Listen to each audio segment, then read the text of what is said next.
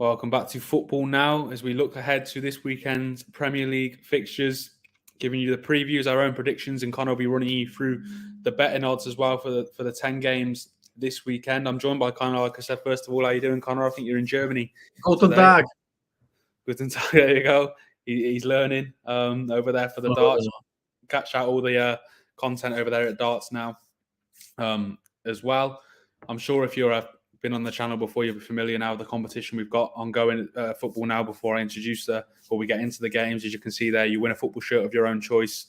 Subscribe to the channel, leave a comment in the comment section of this video, the videos we've done before, in all of the videos we will be doing until we hit 100 subscribers. I think we're around the 70-odd mark now, so we're getting closer.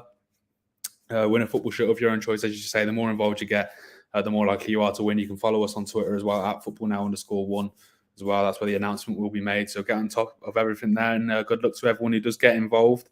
Like I said, we'll be giving our own predictions as well for the games this weekend, as we have done in the last however many weeks now. We've got a head-to-head prediction going on between me and Connor. I don't think he had the best weekend last weekend. I pulled away.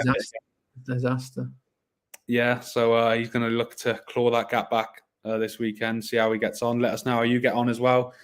Compare your predictions to ours, and we're getting to the first game. As you can see, Crystal Palace versus Tottenham on Friday. It's an early weekend, 8 o'clock at Selhurst Park. Connor, before we get into the actual game, do you want to talk us through the odds? Yeah, I'll talk you through the odds. I'm going to whack a light on first. Can't see nothing. Yeah, but oh, I do have a lamp on my desk, but it's German lamp. I don't know how to use it. Yeah. So, as you'd expect, hate to see it, but Tottenham favourites, obviously, because they are top of the league. And not only are they top of the league and they're getting the results, but they're playing such good football at the minute as well that I actually think 17-20 is really, really good value. I know Selhurst Park is a difficult place to go to. Crystal Palace, I don't think they've done the best recently. Last time out, they got hammered by Newcastle 4-0. Saying that, to be fair, Newcastle are giving out a few hidings. They gave PSG a hiding not long ago as well. And then they got a point before that against Nottm Forest at Selhurst Park, but it was a lucky point because Nottingham Forest had some really good chances and Palace didn't offer too much. Whereas Tottenham Hotspur, it's just same old, win at the moment. The only time they've dropped points this season was against Arsenal at the Emirates, and Arsenal obviously doing well, sitting in third place there. So, yeah, it's very difficult to justify anything but a Tottenham win. And I think when you're getting nearly evens on that, I know it's Friday night under the lights, away from home, but I do think that's good value. I think there is something that I've seen where Tottenham fans aren't too thrilled because they played on Monday night against Fulham and now they're playing Friday night. But, that's not an issue, is it? Because, they're not playing European football. So, you've got other teams playing Wednesday, Saturday, Thursday, Sunday, whatever it is. So, they can't complain about that. And I don't think that will affect them too much. Heung-min Son is been in great form this season. Scored a great goal last time out. He's continuing that form. James Maddison as well. He got his first goal in front of the home fans for his new club. So it's very hard to see how Crystal Palace can put a stop to this Tottenham run. Yeah, I'm just looking at the injuries. I think Eze, Dean Henderson and James Tompkins still ruled out for Palace. There are question marks over Elise, Schlupp and Ferguson as well. For Tottenham, I think Udogie and Sarr as well. It's touch and go whether they will feature. Obviously, Udogie in particular and Sarr have been brilliant this year so far. For them, you've mentioned that the games Monday to Friday, they've not exactly got far to go either. Are they? Crystal Palace also in London, South London. So, like you said, I think they'd have more of a case if they had a very congested fixture lineup. But like you said, they're not in Europe. I think that can be a real string to their bow as well this season. They're not going to have that Thursday, Sunday routine. Yeah, and we've spoke about Tottenham, I think, in the last 4, 5, 6 weeks now about how well they've been doing. I think Ange Postecoglou touched on it in the week, didn't he, about, a big key behind that is the work rate of the players, not only those who are starting, but those who are on the bench, aren't playing as many games as they'd like. I think he name-dropped a few, Ben Davies, Emerson Royale, etc., Skip, and about the attitude. And you can feel that kind of just looking in from the outside. There does seem to be a different atmosphere around that club right now. It's obviously to be expected when it's going well. But, I think we've already spoken at length about what good of a job he's been doing I think you mentioned Palace as well, losing last time out to Newcastle heavy. I think, especially at St James's Park. I think that'll happen to a few sides this season. To be fair, like you say, we saw what we did to them, did to PSG. Sorry, at that ground a couple of weeks ago. Yeah, it's coming back as well, Tottenham, which they didn't really miss him last time out, but he's been a great player for them this season. Obviously, he got suspended against Luton for second yellow card for diving, but he's going to be brought back in now, and you would expect him to go straight back into that team because he has been fantastic this season. Crystal Palace there, we see in 11th place. They're not going to get in trouble, but they're not. That's probably around where Crystal Palace could have finished this season. So yeah, there's not really anything to be worried about. Whereas this time last season they were getting a bit worried. Obviously, started with Vieira, didn't they? Yeah. And it was just loss after loss. So yeah, I don't think Crystal Palace fans are going to be too worried. No, I think they're going to be that mid-table cluster, like you said, who aren't really threatening the top six, but at the same time, they're in no danger of going down, like you said. I think there's much more else we can say. I think you mentioned the form of the likes of Maddison and Son, etc., for Tottenham this season, and both on the score sheet last time out at home to Fulham on Monday night. With all this in mind, Connor, do you want to give your prediction for this game? No, I'll let you go first. I feel like sometimes I take some of your results, which to be fair has worked out for you. So we're going to flip it. I think you should give yours this week. First. Right, okay. I'm going to go. It's away, isn't it? I'm going to go 3-1 Tottenham away win. It's a score which has done well for me this season. Yeah, I'll go. By the way, I'm putting our predictions in. I ain't messaging nobody. Right, I've gone 3-1 Tottenham. What are you saying? Well, yeah, I do think Tottenham will win, and not only that, but I do think that's really, really good value. This whole playing Monday, playing Friday thing isn't going to affect them. I can't see them blowing out their ass this early in the season. So I'm going to go with a Tottenham win, and I'm going to go with 2-0. 2-0. Clean sheet away from home. Be a really good result for them. Yeah, they won't be blowing out their asses just yet. Onto the Saturday games. 12:30 kickoff. Staying in London at Stamford Bridge as Chelsea host Brentford. Little, West London derby there. Both having strange seasons, kind of, I guess. I think Brentford are looking to really kickstart their season again, find some form to pull away from those bottom 4 or 5 teams. Chelsea again up and down, like I think we said will be for a while, as they try to find their feet under Pochettino, who still I don't think is totally sure on his best 11. Do you want to talk us through the odds, Connor, first of all? Yeah, I mean, Chelsea at the Bridge are going to go off favourites there, 13-20. But I've kept this line all season. You just can't back Chelsea at any price at the moment, really, because they're just so unpredictable. You don't know what you're going to get. Last game against Arsenal at the Bridge was such a strange game. I mean, it was probably their best performance of the season and Arsenal's worst performance of the season. And Arsenal managed to snatch a point.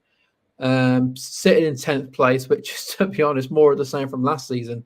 It's pretty much where they were last season. Starting to come into a better form. You can see the form there at the bottom. They've won the last 2 and drawn 1. The draw was against Arsenal as well. But yeah, it's really hard to make what it was last game, because I think it was a fortunate penalty because, and we've spoken about it before, but, when you're a defender, you're jumping for a header.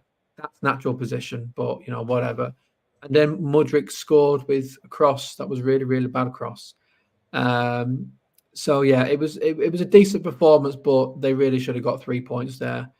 And Brentford have just been, they've been really poor this season. And I think with the previous seasons, Thomas Frank has set the bar high. And obviously they are missing Tony, but it's not been the same this season. But they did get back to winning ways last time out. It was a 3-0 victory against Burnley. Some 3 really good goals as well. Great finishes. So yeah, this is a really, really difficult game to call. Now, in terms of where do you place your 50p, 5-1 is decent value there for Brentford. I mean, we've seen teams come to Stamford Bridge and get the 3 points. Aston Villa did it. We saw Nottm Forest do it as well. So there's no reason why Brentford can't do it, because Brentford are a better team than what their league table, suggests. Bit more confidence now after the international break, back with 3 goals and a victory. So, and they lost 2-1 before that to Manchester United, but it was a really good performance. It was 2 injury time goals. So yeah, I probably think it will be a draw, but I think 5-1 is really, really good value. So I'm probably going to put 50p on that because I've got a bit more than 50p and need to start earning a few euros over here because I've got no spending money. So yeah, I think 5-1 is really, really good because I think Thomas Frank is starting to get that feel good factor back at the GTAC. Yeah, I think like we said it a couple of weeks ago, Chelsea feel like one of those teams. I know they had a good result on paper last time out against Arsenal, but they almost seem better away from home almost. You've mentioned the losses at home to the likes of Villa, Forest, and this is, again, one of those games, especially being the early kickoff, you look at it and you wouldn't be surprised at all to see Brentford if they did get a result, if they did get something. I think they returned to winning ways last time out at home to Burnley down to 10 men.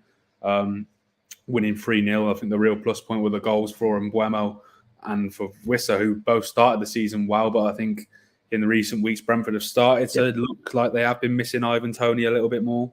I think they were unbeaten in their first 4 league games of the season, but there has been a drop off since then. I think that those 3 points out last time out were important. I think if they'd have gone and lost to Burnley or dropped points at home to Burnley, I think the concerns would have really grown. I think we've said we don't expect Brentford to go down. I think I'm sure they'll be fine, but you can easily get dragged into that race, can't you, if you don't start putting the points on the board. Well, yeah, I mean, we saw it with Leicester, didn't we, last season? They've gone down, which a few people were saying that they were too good to go down. Now, if you look at them in the Championship, they've got 36 points out of possible 39. Yeah. Ridiculous. Absolutely trouncing. I'm saying that will happen to Brentford. I do think that they are just going to push on now. Yeah. And Chelsea, like you said, Chelsea go and win. I think you're surprised by any means. I think if I had to edge one way, I'd maybe just about sway towards Chelsea, but at the same time, I wouldn't be massively surprised if Brentford did get something. I think it's a strange game. I think we've said from the start of the season that I think Chelsea are going to be very up and down this year. It's going to be a season where I think the overall aim is to find their feet into Pochettino and lay the foundations to kick on over the coming years. But yeah, if all that in mind, I'm looking at the injuries. I think Chelsea have still got a fair few amount of players out, completely ruled out. Fofana, obviously long-term. Lavia still not played. Nkunku long-term. Chukwuemeka, Chilwell, Chalobah, Broja, and I think Bettinelli, there's questions over a could return.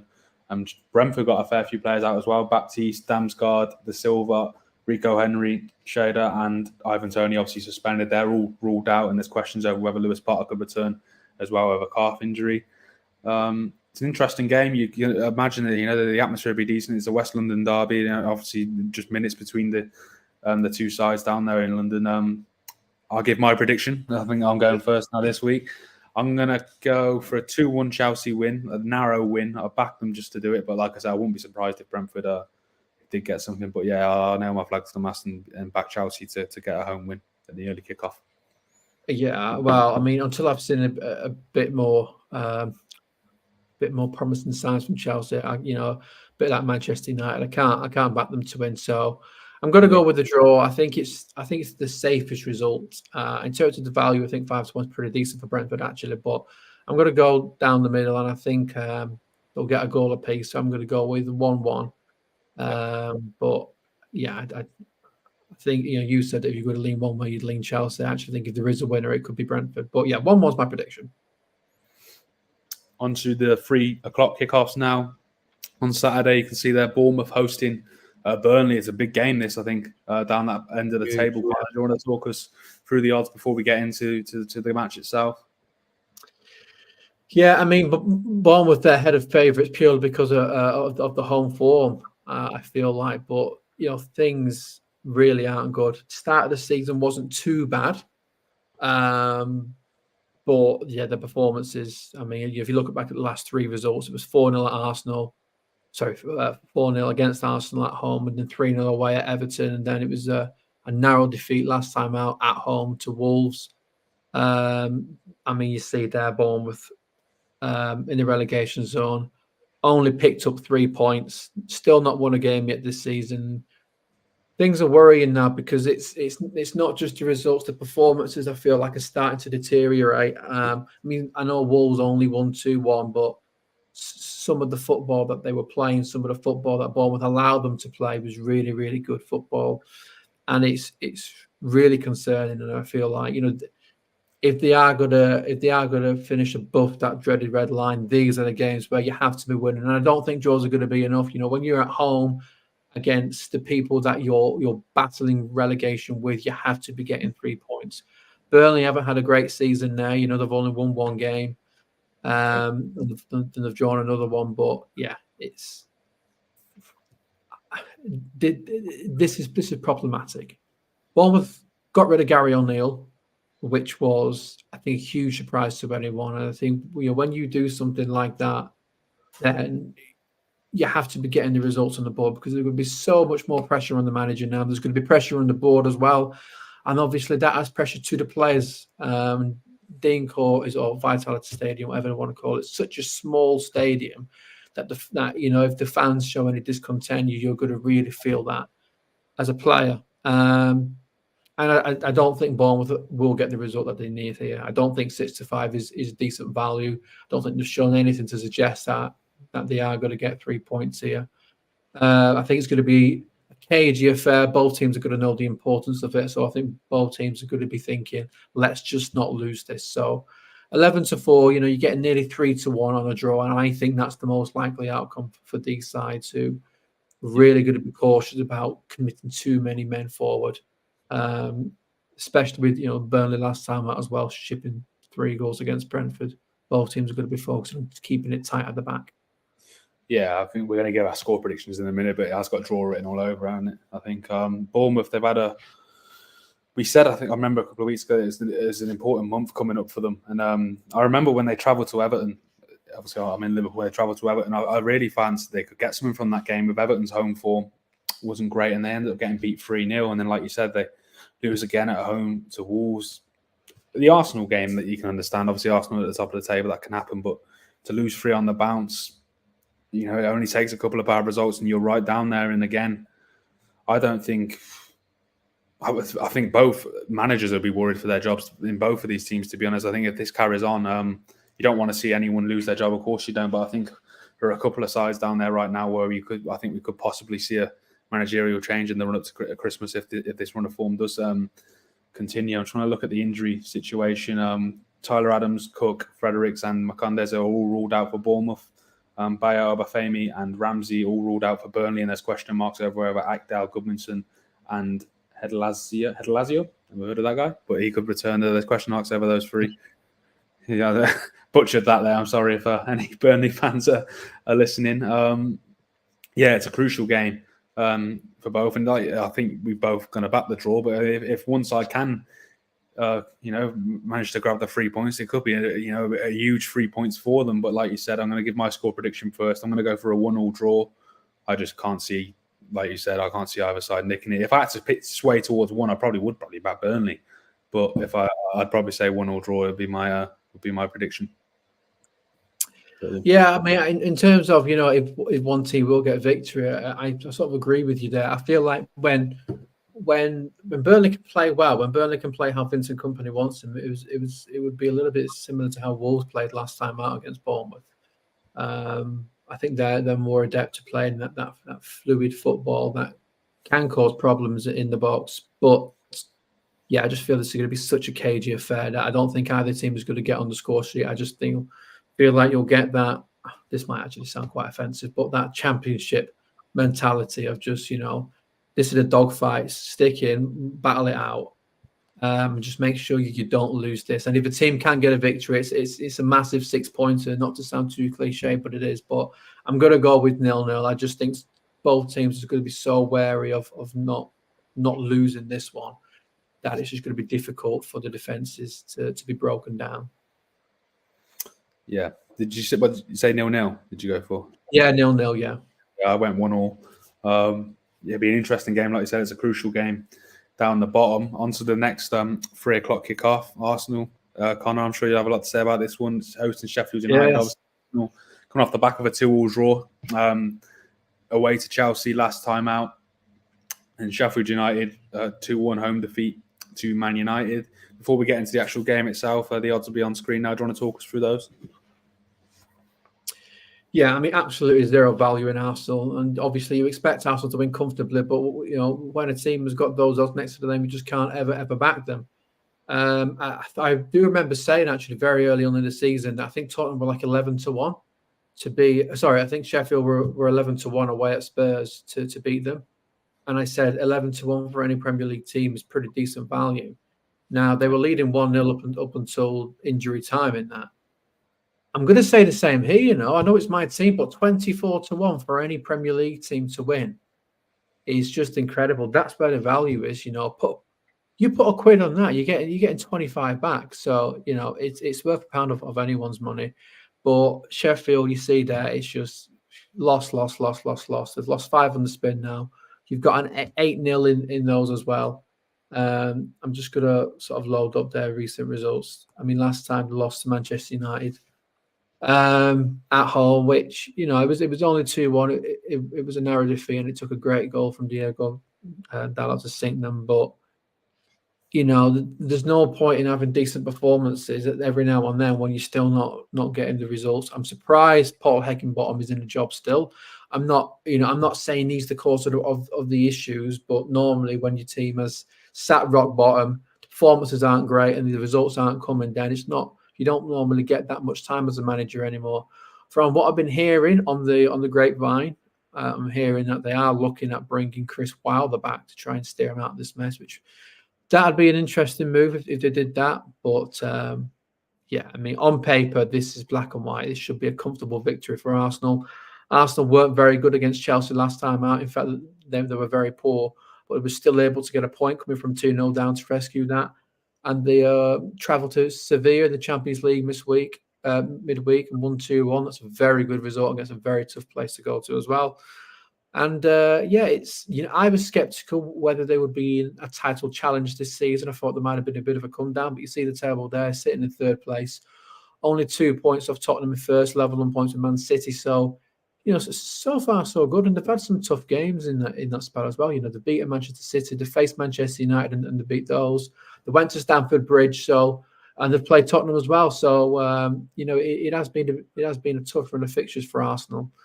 But I expect Arsenal to win comfortably here. Before last game, we were second on goals scored. I feel like we've not scored too many this season. I think the table said 18 goals. This is where Arsenal will be expecting to get 3 goals as a minimum. It could be 4 or 5. Arsenal will be looking to put a statement down. Jesus, I think, won't be playing. He came off midweek and he doesn't look good, feeling his hamstring. But yeah, in terms of which way I think it will go, Arsenal 4-5-0, but 24-1, it's worth a pound of anyone's money. There's an interesting situation going on now, isn't there, at Arsenal with a goalkeeper? Obviously, there's talk about that Mudryk goal, like you mentioned earlier in the video at Stamford Bridge. He started, didn't he, again in midweek, Raya, against Sevilla. What's your take on that situation there? Obviously, Aaron Ramsdale sitting on the bench. Yeah, I mean, it's here to stay, David Raya. I think it really would take a consistent number of clangers for Arteta to drop David Raya. Arteta is someone who, when he makes a decision, he will stick with that no matter how difficult things become. And in a way, you do have to respect that because when Aubameyang was on fire for Arsenal, when there was a disciplinary issue, he made the difficult decision to exclude him from the squad and get rid of him. And it's worked out. So it was a tough thing for him to do, but he did that. I really, really can't see him bringing in Ramsdale. I do feel a bit for Ramsdale because I don't think he did too much wrong, to be honest with you. And I do think he should be playing at least in Europe because it's not like there's a huge gulf in class between the two keepers. I think that they're both number 1 keepers in their own right. But Arteta's obviously seen something in Raya in terms of the way he can play out from the back. I know he's been looking at Raya for a number of seasons now, so he's a player that he really, really wanted.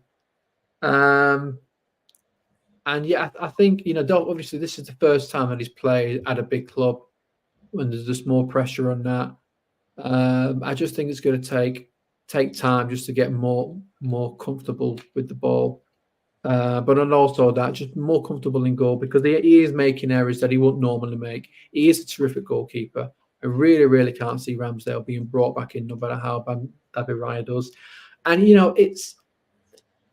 not a bad keeper. I'm not watching him thinking he's not out for this level because he is a really good goal. I think when you make really big mistakes, then that to me isn't a sign of a bad goalkeeper. That's just signs of nerves.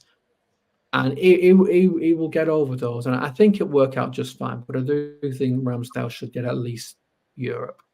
But yeah, no, this is a game actually where he's not going to be tested too much in the shot stopping aspect, so he can really show off his playing out from the back here. And I think it should be comfortable. I can't see Sheffield causing too many problems. Though, I mean, how many times have you seen it? Though I remember a few years ago, actually, Sheffield were in a similar situation. I think the season they went down, they could do absolutely nothing right, and then they won at Old Trafford, and then did absolutely nothing after that as well. So you can get those results that are like, wow, nobody saw that coming. But yeah, on paper you can't see any issues for Arsenal, but yeah, you never know. You never know in this league. It's the beauty of the Premier League.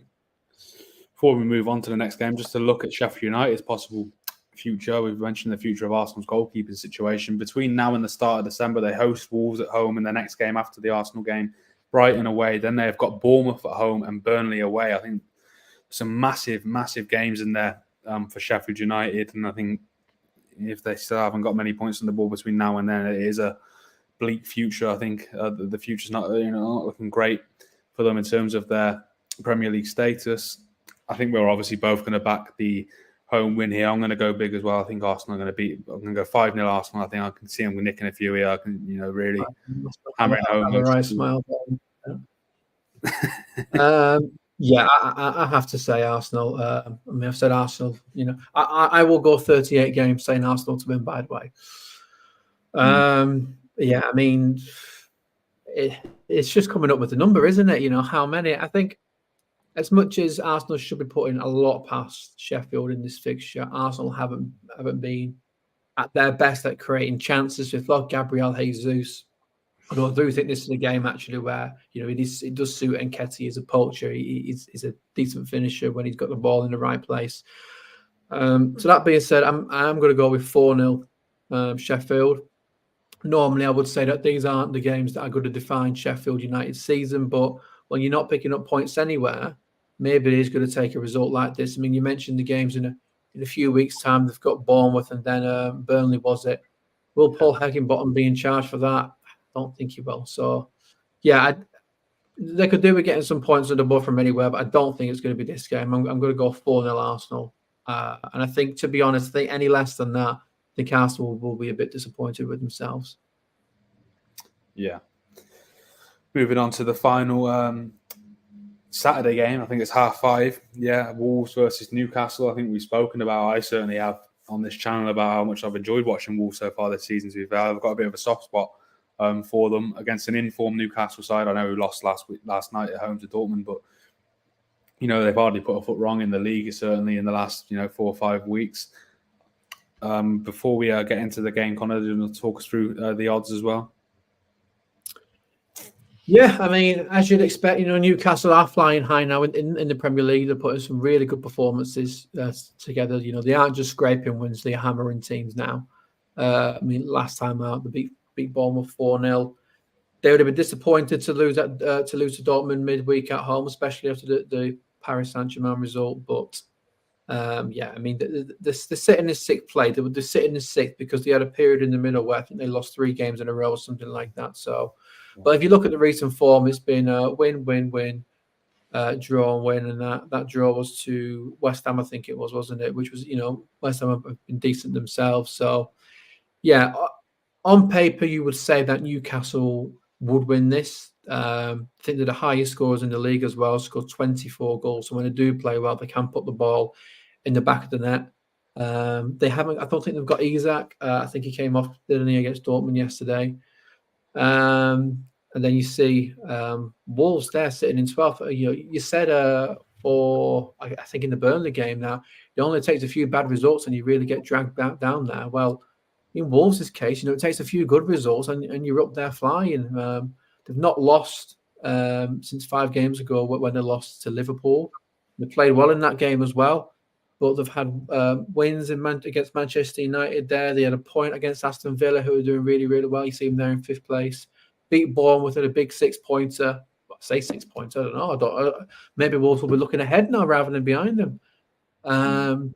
So yeah, it's been really, really good. I mean, that Bournemouth game in particular last time out, I mean, some of the football they were playing, I think Pedro Neto missed a really good chance for what would have been one of the goals of the season. And not because of the individual strike, but because it was really sexy tiki-taka Wenger ball. It was just fantastic from Wolves. And Hwang, if I pronounced that right, Hwang. Yeah. Pep's a Korean guy. He's been fantastic. He's been fantastic. And I think ever since Raul Jimenez got his head caved in, they've really struggled for goals. And I think we've been concerned for them actually. But they seem to have rectified that now. And Gary O'Neill, he got sacked from Bournemouth and he's coming on Wolves. And he's given the giant V sign to the Bournemouth owners because he's been fantastic. And it took him a little while to get started, which can happen. But I think a couple of the international breaks just to have a bit more time with the squad has worked fantastically. I'm looking at 17-5 there. 17-5, 3-1. I think either one of those are fine because Wolves are going to make it really, really hard for Newcastle. I know Newcastle have been hammering teams, but playing in Europe, they're not used to that. That is something that will catch up to them. And I think the Wolves players and the fans are going to be quite confident into this. So I am looking at 3-1 there as a bit of value because even though I think nearly evens for a team like Newcastle is pretty decent. Like you said, Wolves have been playing well this season. You love watching Wolves. I think everybody loves watching Wolves apart from the opponents at the moment. So yeah, really good time to be a Wolves fan. Yeah, I remember earlier on when we did our first couple of videos and we were talking about Wolves almost. There's something there. It's just whether they can put the results in front of the net. And in the last couple of weeks, they have done. They've been brilliant. And like you said, they beat Bournemouth last time out away from home. Obviously, it's a difficult game this weekend for Newcastle. I'm just looking at the injuries now. Newcastle have got a couple of players out. Harvey Barnes and Sven Botman are ruled out. Obviously, Tonali now, he looks like he's going to receive that suspension. Yeah, I think it might be confirmed now for 10 months. 10-month suspension, I think, got confirmed earlier today, didn't it? And Isak, I think, came off as well. And there's questions over whether he'll play Isak. Like you said, he came off against Dortmund. I think this could be an entertaining game. To be honest with you, like you said, Wolves, they're at home. You've mentioned the form of Neto and Hwang in particular have been incredible from this season. Like we wondered where the goals will come from, but Neto's been creatively, he's been great, and Hwang's coming up with a couple of big goals already. I'm a bit struck on where to go with this one with the predictions, but I think I'm going to edge the Newcastle away, but I'll probably go for a 2-1 Newcastle away win. But I do like I said, I like watching Wolves, and they're at home, 5:30 kickoff. You never know, but I will edge to a 2-1 away win for Newcastle. Connor, what are you going to go for? Yeah, I mean, I don't think Wolves are phased by anyone. I mean, against Manchester City, they beat Man City. After going ahead, they got pegged back and went ahead again. And they played really well against Liverpool as well. So I think the mindset that Wolves have, which I think is the right mindset to have, is when you do come against these teams that are competing for Champions League football. It's like, well, our season isn't going to be defined by these. So let's just have a go. Yeah. Newcastle have shown that they know how to put the ball in the back of the net. I think if Isak is out, Wilson is an excellent person to be brought in. And Wolves clearly know how to put the ball in the back of the net as well and how to get that creative juices flowing. So I think there'll be goals. I think there'll be 4 of them, but split evenly. So I'm going to go with 2-2 for this game. But it should be a really, really good watch. I'm glad it's on TV. Yeah. On to the Sunday games now. A string of it's a 1 o'clock kickoff, of course, West Ham, Everton. Before we get into the 2 o'clock kickoffs from the European football, we've got West Ham, Everton. Everton right now, obviously, they've had some bad news this week with the death of Bill Kenwright, and then there's this talk of the potential 12-point deduction. Before we get into the actual substance of the game, do you want to talk us through the odds, Connor? Yeah, it's a hard one. I think because again, Everton fall into that bracket of just being really up and down this season. Yeah, West Ham have had a really good season so far in the Premier League. I wasn't expecting the result last time out against Aston Villa. They lost 4-1 at Villa Park. And Aston Villa have been fantastic this season. I mean, they hammered Brighton 6-1. We know how well Brighton are doing. But yeah, I still thought West Ham might have got something from that. Maybe the international break came at the wrong time for them because prior to that, I think they'd only lost to Manchester City and Liverpool. Yeah. We see Everton there, 16th place. I don't know what Everton was expecting this season. I think if you're looking at just staying in the Premier League again, then I think it's been okay. I think the only result that they'll be looking at and really kicking themselves is the result against Luton, because that was sandwiched in between 2 victories as well. So, yeah, that would be really disappointing for them. But Everton, they played well this season. They beat Aston Villa, I think it was, in the Cup. They beat Brentford in an excellent performance. They beat Bournemouth 3-0 as well, and they were really good in that. Against Liverpool at Anfield, I thought that was okay, actually. I mean, they lost 2-0, but they lost Ashley Young quite early on. Ibrahim Konate, he should have got up. Jurgen Klopp held his hands up and even said that. He said that because he won. He wouldn't have said it if he lost, but fair enough. But yeah, I think Everton are in a decent place at the moment. I was surprised, actually, that West Ham got hammered in the manner that they did, but I still think they're having a really good season. They've still got really good players. And even though I think Everton are in an okay place, I think West Ham over evens against a team battling at the bottom at home is really, really good value. So my eyes aren't even looking at the draw or the Everton odds. I'm just focused on that 23-20, because I think that is really good value for a team that has started this season quite well. Yeah. I mentioned that there's this talk, isn't there? There's potential 12-point deduction for Everton now. I think that really does pile the pressure on. Every point really counts on that. I don't know how likely that is to happen. There are the strong rumours of it, aren't there? And so, well, you see, if it's 12 points, look, they're only on 7 now. So, yeah, if it's 12-point deduction, then it's start playing for a championship. They aren't going to survive by 12 points. Absolutely no way. Exactly. Won't be good for them. You've mentioned there, obviously, Villa. I think Villa can do that to. They did it to Brighton earlier this season. Villa Park, they battered Everton as well earlier this season. I know it's probably not on the same level as West Ham and Brighton, but Villa Park's just proved to be a very difficult place to go. I don't think that West Ham will be the last side this season to go there and get a bit of a kicking, to be honest. So, what's going on there? Building's on fire. Don't worry about it. Oh, okay. Yeah, I wonder what was happening. I'm looking at the injury situation with this game. I think it's Dele Alli and Ashley Young obviously suspended. Dele Alli still out for Everton. Questions over whether Andre Gomez and Seamus Coleman can return for the away side. Apparently there's no situation regarding injuries with West Ham. At home, like you said, I'm sure they'll be backing themselves to get back to winning ways. I'm just going to look at the fixtures for the next clubs coming up. West Ham obviously play tonight, don't they? And in just under 2 hours, over 2 hours, away in Greece to Olympiacos. Obviously, then they got Everton. And then a few London derbies against Brentford and West Ham. Brentford and Arsenal, as well, coming up. I think Arsenal games in the Cup. Looking at Everton's situation now, we've mentioned, look, if they do get those points taken off them, look, it doesn't look good. But in terms of what's coming next for them in the league, the Brighton at home, Palace away, United at home, Forest away, Newcastle at home, Everton and Chelsea at home. There's some hard games in there for Everton. It's not looking great for them right now. I don't think we can really look anywhere past a home win. I'm going to go for a 3-1 West Ham victory in the first game on Sunday. Connor, which way are you swinging? Yeah, I mean, I don't know how much this potential point deduction will weigh on their mind. Just on that, actually, it's quite ironic that this has been going on for a few years, and Burnley a few years ago were really pushing for it to be resolved because it would have helped them. And ironically, Sean Dyche was the manager at the time of that. So, but yeah, all I'm going to say is that if they do get points deducted, then there's another team floating around with 115 FFP breaches. But yeah, like you said, I can't look past a West Ham victory as well.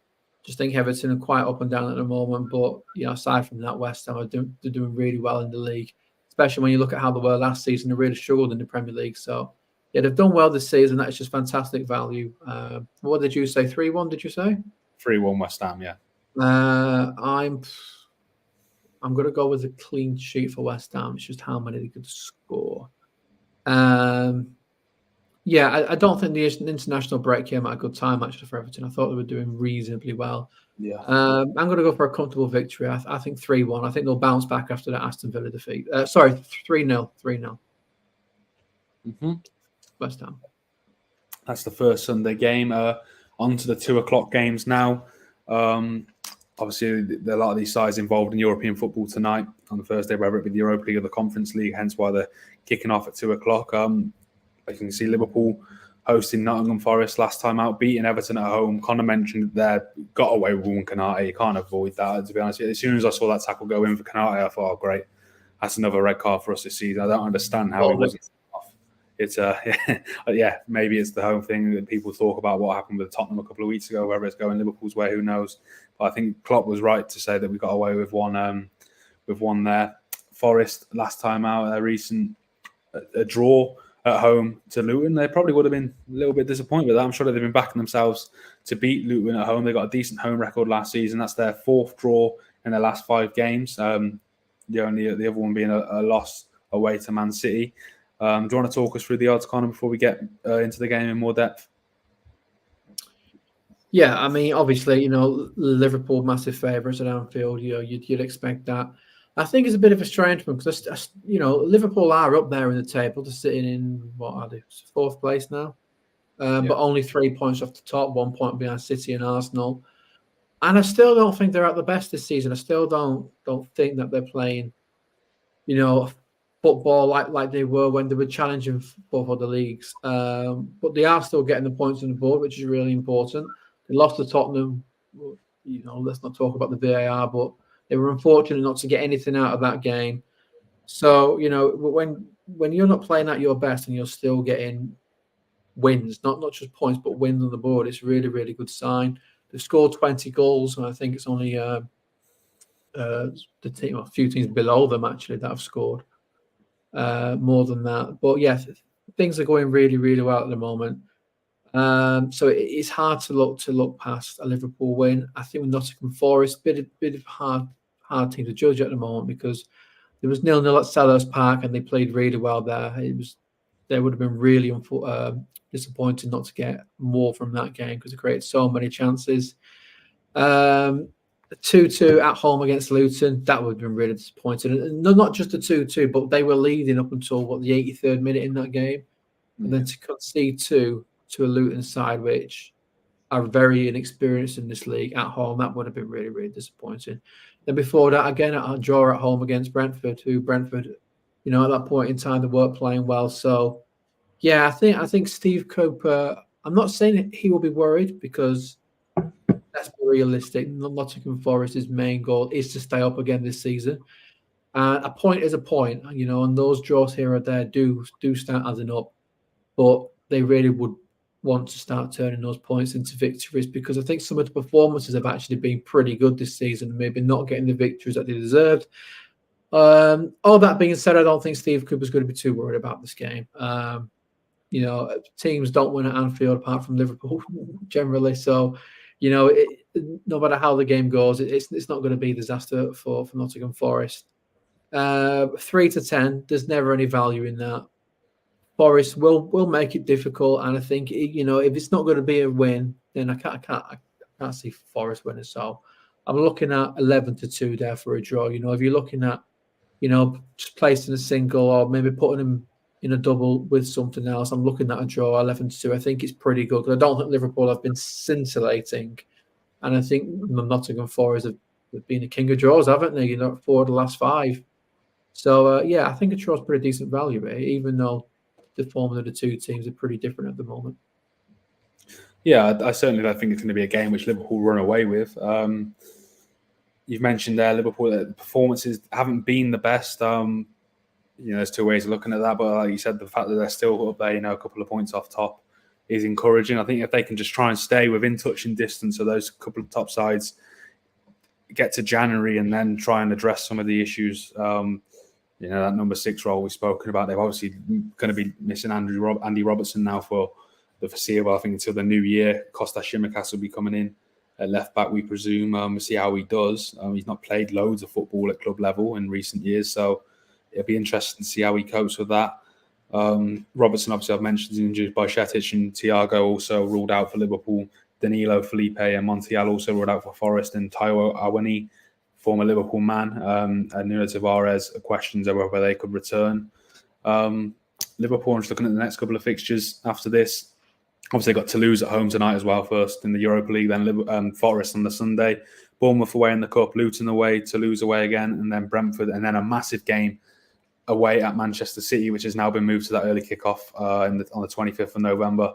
It's a big game that we know how tight it's been at the top over the years. Those games can often be the difference. Like we saw with Arsenal a couple of weeks ago, we felt they passed a massive hurdle by beating Man City there. But before that game, Liverpool have got to do their job and stay within touching distance. And I think it's not going to be an easy game for us. I know they've drawn their last three, and I'm sure they'll be disappointed, not only with the result against Luton, but like you said, the manner in which it came about, conceding 2 goals late.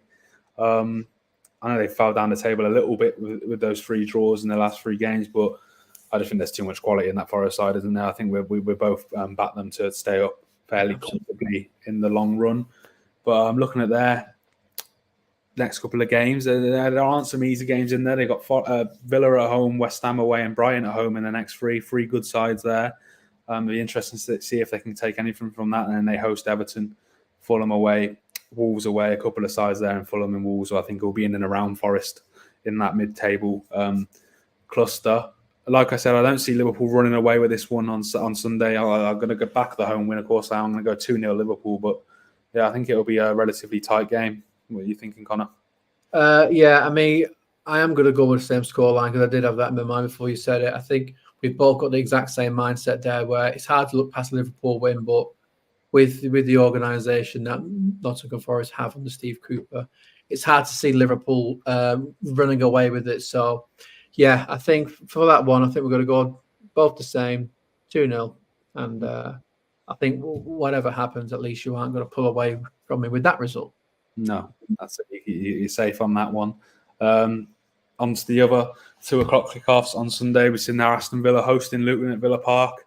We mentioned earlier what they did to West Ham last time out at home. Villa did the same to Brighton, Everton as well. Handed out some batterings at home so far this season, hosting a struggling Luton side who will be buoyed, I imagine, by that point at Forest last time out. Do you want to talk us through the odds before we get into the game? Yeah, Aston Villa, huge favourites at home against Luton. Aston Villa have just been scintillating once more. So ever since Unai Emery took over from Steven Gerrard, it's just been flying high virtually, and there's been nothing really bad to speak of. Sitting in 5th at the moment. I don't know when Aston Villa start thinking of Champions League. Don't forget, 5 places this season are all likelihood to get in the Champions League places. So, it's certain that, they're going to get European football again under Unai Emery. But, yeah, it's just been fantastic. And if you look at the wins as well, I mean, some of them are hammerings. I mean, last time out, 4-1 against West Ham, who had a good season. A few games ago, 6-1 against Brighton, which, I mean, nobody could have predicted that. It was a point before the West Ham game against Wolves away, but, we've spoken about how Wolves have been doing this season. So, I think Ollie Watkins has just been amazing this season. And yeah, Unai Emery is just, I think, the perfect manager for them, especially now that they're in Europe. It's not like they've got a manager who's, a good Premier League manager, but not really got too much experience in Europe. Unai Emery knows better than virtually any manager how to manage that European football with domestic football. So yeah, there's just absolutely nothing for them to be worried about. Scored 23 goals as well this season. Only Newcastle have scored more. Newcastle had that 8-0 victory in there. And I guess a side like Luton, who, and to be fair, they've been a little bit better than what I thought this season because they're outside of the relegation zone. We'll scroll down there. They're in 17th place, I think. So they're a point above that. They got a point last time out against Luton. They only lost 1-0 to Tottenham, whereas they really should have got more because they had some really glorious chances in that game. And they beat Everton at Goodison Park as well. So there's been some decent performances. I think as the season goes on, I think Luton will start to settle. They'll get more experience as well in the league. So whereas I put my hand up, I really did write Luton off at the start of the season, but they really are giving themselves a chance. I don't think this is going to be a game where they're going to add to the points tally though, purely because of how good Aston Villa and Unai Emery are. They're playing in Europe again tonight, but like I said, I don't think that Thursday to Sunday is going to be an issue. Unai knows how to manage that perfectly, so it's hard to look past an Aston Villa victory, even though the 2-7. Maybe probably be something like that. Maybe you want to be looking at Aston Villa over 2.5 goals because you got to get decent odds in that. And I just think with the way Aston Villa, especially at home, are performing, they can just score goals for fun. Yeah, absolutely. Ollie Watkins has been on fire, hasn't he, so far this season for Aston Villa, scoring a goal for England as well in the international break. I think the positive for Luton with a goal picked up, by, I think, what's his name? Nottm Forest has got a couple of goals this season. I think Adebayo as well got on the score sheet last time out away to Forest. They're going to need those two to fire, I think, if they're going to have any chance of staying up.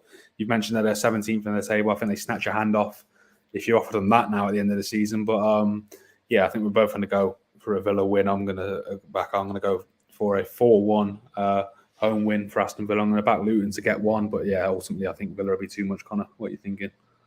Yeah, I'm thinking pretty similar, to be honest. But I think Aston Villa will shut Luton out. So I'm going to go with 4-0. Aston Villa just flying high. And I think if they are going to come unstuck in the league, I think it's going to come sort of later on when they start maybe thinking about Champions League football. And I mean, listen, if it's Europa League again, then you've got to give huge credit to Unai Emery. But the fact that we're putting Aston Villa as of right, I mean, what we're in now, October, we're putting Aston Villa in that potential conversation for Champions League football. 12 months ago, when it was Steven Gerrard, we was looking at them going down. It's just amazing, isn't it, what 12 months can do? And I think for the teams actually who are in a bit of a difficult situation at the bottom of the table, you look at Aston Villa and just think how differently things can change. Like, a bit like different scale, but what we're seeing at Wolves at the moment as well. Yeah, absolutely. And on to the final 2:00 game on Sunday. We're going to get through these quickly, Connor, because I know you need to get off soon. Brighton hosting Fulham down on the Amex. Brighton again, like Villa, West Ham, Newcastle. We've spoken about how well they've been doing in recent weeks. Obviously, in the league, they've had a bit of a bad run recently. They've not won in their last 3, losing 6-1 to away to Villa. I say a bad run, that's harsh. To be fair, they played Liverpool and Man City. They got a point at home to Liverpool and then obviously lose away to City 2-1. It's hardly the most unforgiving result, is it? And Fulham, I think we agree, are going to be in that little cluster. I don't see them going down, but I don't see them threatening the top half too much, losing at home to Tottenham on Monday. Do you want to talk us through the odds, Connor, and we'll race through the game quickly? Because I know, like I said, you've got to get off. Yeah, Brighton kick off as favourites, but Brighton still having a really good season despite that slight dip in form, sitting in 7th place there, just above Manchester United. I think with Fulham, I think it's hard to get motivated for anything because they know they're not going to go down. They know that they're probably not going to get European football. So it is going to be around that sort of 13th to 9th sort of fight for them. But yeah, even if you look sort of beyond the Premier League with Brighton, they've not won in the last 5 now. I mean, lost 1-0 to Chelsea, 6-1 to Aston Villa, 2-2 to Marseille away. But to be fair, that's a hard place to go to, and they came back from 2-0 down in that. A credible result against Liverpool 2-2, but then a narrow defeat last time out to Manchester City. So they have faced some really difficult teams there, to be fair. But I think Brighton fans, I just think they were, especially with the start of the season as well, they would have wanted to kick on. But this is a good game for them to get back to winning ways. I don't think Fulham have huge motivation in terms of the targets for the season. I don't think they're playing, fantastic. I think they're playing okay. Obviously, they've lost their star man in Alexander Mitrovic, but yeah, they're playing okay. But Brighton, even though they have struggled a bit, I do expect them to go back to winning ways here and get 3 points on the board. And I think if they can get back into Europe again, no matter what competition that is, that would be a really, really good season. Yeah, definitely. Some big injuries as well for Brighton ruled out. Estepinian, Lamptey, Solly March, Moda and Welbeck are all ruled out. A couple for Fulham as well, Adama Traore, Tete Diop, Bender Adarabio are also all ruled out. So a couple of injuries for both sides. But yeah, I think we're both going to back the Brighton win. I'm going to go for a 3-1 home win for Brighton, get back to winning ways in the Premier League. I think they're playing tonight, aren't they, as well? In the Europa League against Ajax at home. Is a massive game for them. It's probably one of the hardest games in the group. So we say that Ajax has been really, really bad, and there's a lot of happening off the pitch as well in terms of a lot happening with the board, fan discontent. There's been games suspended mid-match as well. It's going to be an interesting. It'll be a fiery atmosphere, which I'm not sure how if that will affect Brighton, but it will affect Ajax as well. It's not comfortable for them at the moment. Yeah, we'll go 3-1 Brighton then against Fulham quickly. Connor, do you want to give your prediction? Then we get into the final. Yeah, I'm not copying, but I did have it in my mind. 3-1 Brighton. I expect them to get back to winning ways. They have got quite a few injuries, which will affect them. But yeah, I think 3-1 action. Yeah, maybe today we'll take. No, I'm still going to go with 3-1. But yeah, like you said, Thursday to Sunday. I'm missing a few injuries, playing away in Europe as well. It could actually be difficult for them, maybe 90-5 is not as bad as I thought for a draw because there could be a bit of fatigue there. But yeah, I am still going to go with 3-1. I did say they'll get back to winning ways, so I'm going to stick with that. Yeah, and finally, the final game on the Sunday. It's the biggest game of the weekend, the Manchester derby at Old Trafford. Man United hosting Manchester City. Do you want to talk us through the odds, Connor, and then we'll talk about the recent form in the game? Yes, again, it's a really hard one because I know it's cliche and we've said this before, but form can go out the window in derbies, especially in this fixture, it seems, because Manchester United at Old Trafford against City, despite sort of where the two teams have been over the past few years, it's fairly decent. Last season in January, Manchester United beat them 2-1.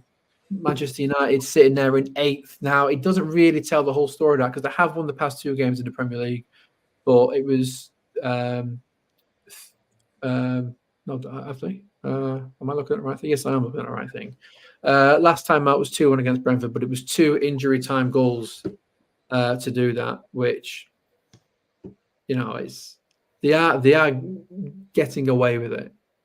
Last time out against Sheffield as well, a team right at the bottom, really in a bad place, and it was a Diego Dallo really, really good goal. I know it doesn't matter where the goals come from, but when you're playing teams at the bottom, you don't just want to get the 3 points. You need to put down the mark. You need to get that confidence flowing through you, and you need to put in good performances as well. I do think Erik ten Hag is getting away with it. Even last time out in the Champions League, at home against Copenhagen, and it took a very, very late penalty save by Onana. I think it was the last action. I think it was the very, very last thing.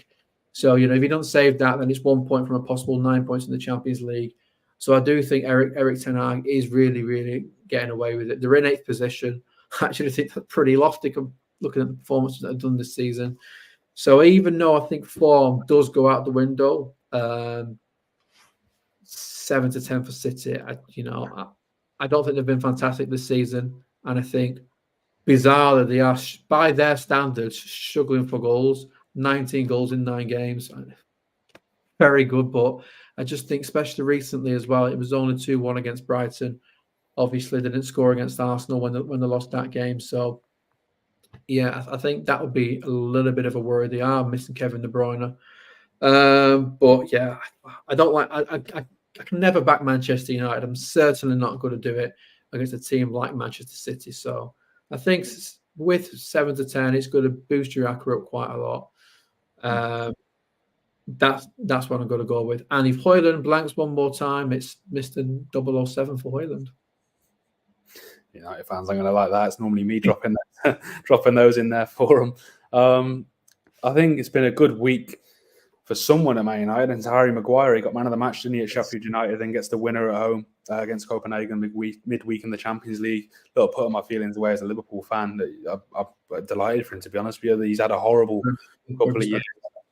Yeah, and I'm happy to see that because you could almost see it, and he was doing his post-match interview. He had the grin on his face. And you thought, fair play. You had a tough couple of years, man. If anyone deserves it, I think it's him. But like you said, I don't think you can look past City, can you? Here, I know we've said, you know, that there's been signs this season maybe, but ultimately I think they're levels above this United side, levels upon levels above them. Yeah, they obviously win 3-1 as well in midweek in the Champions League away at Young Boys. Sorry, I'm going to back a City win. I'm going to go. I think it'd be a fairly narrow game, but narrow scoreline. Sorry, but I think City will win. I'm going to go 2-1. I'm going to go 3-1 City. 3-1 City. Yeah. Are you supporting Man United in this game? I'm supporting no one. I'm just going to and just watch. Yeah, I'm glad you went with 3-1 because I think it's going to be close as well. But because I wanted to go with 2-1, I didn't want to copy too many results. I do think Manchester United will get on the score sheet, but I do think they will play better than what they have done this season because they do tend to step up at Old Trafford in this Manchester derby, but I don't think I've ever backed against City to win a game this season. I think it's very, very difficult to do that considering the players that they have, whether they're playing good or not. They will miss Akanji, who got a second yellow card last time out. But, because they've got such a strong squad in depth that, if someone misses, they can bring someone in. So, I am going to go with a narrow victory because I think goals are a little bit of a problem for them. I think Old Trafford is a tough place to get them because Manchester United are difficult team to break down. That's code for saying that they're boring to watch. But I'm going to go with 2-1 Manchester City. Yeah, it's a weird time as well. It's a 3:30 on Sunday afternoon, not 4:30. Straight. I don't know if that's because of the policing or whatever. They don't want to leave it it's too late. 4:03. It's 4:30 in Germany. Yeah, stick your English time. It'd be 4:30 for Connor. That concludes our preview of this weekend's round of fixtures. Like I mentioned at the start, we got our own head-to-head predictor. We'll see if Connor's able to claw it back this week or if I can extend that lead further. We'll see. Find out next week. Like I said, let us know how you get on in the comments. And talking about the comments I mentioned at the top of the video, the ongoing competition we've got at Football Now. Win a football shirt of your choice by subscribing to the channel and leaving a comment in this video, the videos we've done and the videos we will do until we hit 100 subscribers. You can follow us on Twitter at footballnow_1 where the decision will be announced. I think we're going to do, there's plans moving forward to do similar. Obviously, we're going to do our weekly previews, but also one-off videos like we did with the VAR a couple of weeks ago. Possibly a Gerrard Scholes Lampard debate will be in the works. We'll see if we can get a couple of people on for that. I think that'd be an interesting video. So stay tuned to the channel. Like I said, subscribe to stay up to date with what we're doing. And yeah, we will see you next week. See how everyone gets on with their predictions.